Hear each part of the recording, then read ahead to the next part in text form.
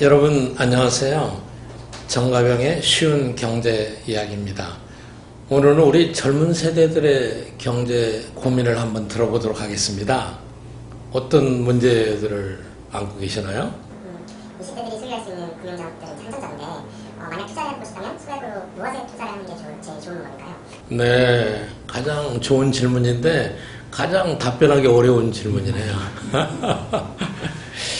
이 투자는 역시 수익이 좋은 데다 해야죠.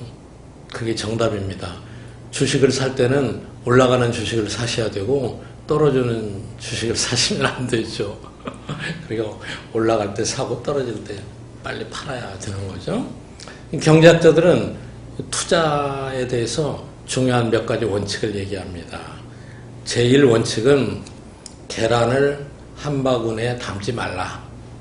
무슨 말인지 알겠죠? 우리가 가질 수 있는 자산은 세 가지의 특성이 있습니다. 하나는 수익성, 그리고 하나는 안정성, 그리고 다른 하나는 유동성입니다.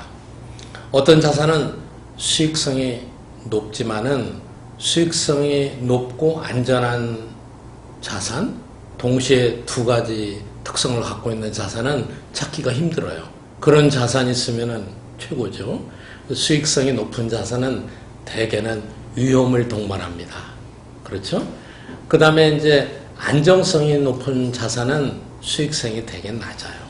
그리고 유동성이라는 것은 언제든지 현금화할 수 있는 특성을 갖고 있는 것이죠. 현금이 가장 유동성이 높죠. 그런 자산은 수익성이 거의 없는 거죠. 그러니까 경제학자들이 얘기하는 투자의 제1법칙은 계란을 한 바구니에 담지 말고 일부는 수익성이 높지만은 위험성이 있는 거, 일부는 안정성이 있는 거, 일부는 유동성이 있는 거, 이렇게 나누라고 권합니다. 그런데 세대별로 투자하는 패턴이 다를 수밖에 없습니다. 우리 인간은 평생 동안에 자기가 벌고 쓸 수 있는 이 소득의 사이클이 있습니다. 젊었을 때는 기대소득이 높아요. 앞으로 내가 열심히 일하면은 몇십 년간 더 벌 수 있을 거다. 저같이 나이가 많아지면은 기대수익이 낮아져요. 기대수익이 낮은 사람은 위험도가 높은 자산에 투자하면 안 되겠죠. 이제는 회복할 길이 없습니다. 연금까지 까먹어서야 되겠어요? 그렇기 때문에 젊은 사람들은 연령이 많은 분들에 비해서 약간의 위험도가 있지만 그래도 수익성이 높은 자산을 선호하는 경향이 있습니다. 그러니까 소액일 경우에도 제 생각에는 얼마 정도는 내가 이거 가장 안정적으로 저축해서 평생 동안에 보탬이 될 수 있는 쪽에 계속해서 저축을 하셔야 되고 연금과 같은 기능을 할 수 있게 해야 되고 그리고 어느 정도 일부는 언제라도 항상 현금이 필요할 때가 있잖아요. 급한 일이 생길 때 그때 쓸 수 있게 하고 그리고 일부만은 수익성이 높지만 위험도가 어느 정도 수반되는 그런 자산에 세 개로 나누어서 투자를 하는 것이 가장 바람직합니다. 그러면은 그 자산을 어떻게 구별하느냐? 수익성과 안정성 있는 자산은 정확하게 구별이 잘 안 될 때가 많습니다. 여러분 수익성이 높은 자산을 광고할 때 안전하지 않다고 얘기하는 사람 없죠. 안전하고 수익성도 높다고 얘기하지 않습니까? 그렇기 때문에 앞으로 투자해서 재산을 모으시려면은 저하고 친하게 지내셔야 돼요. 저하고 친하게.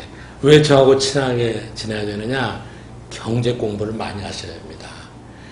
경제 상황이 어떻게 변동하느냐에 따라서 크게 달라져요.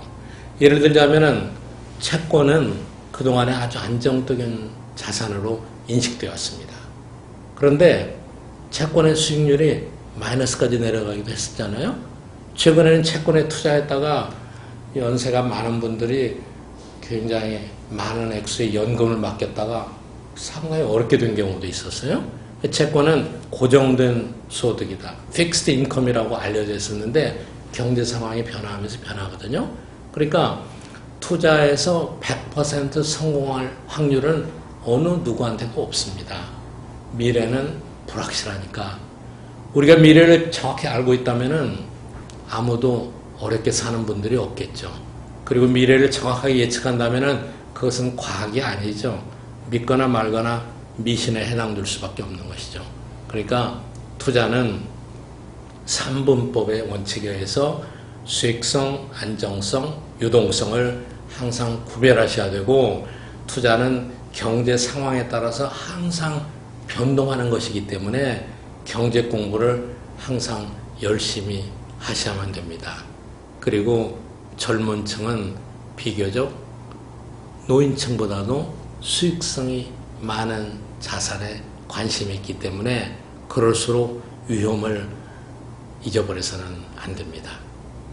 여러분, 오늘 또 정가병의 쉬운 경제와 함께 했습니다. 감사합니다.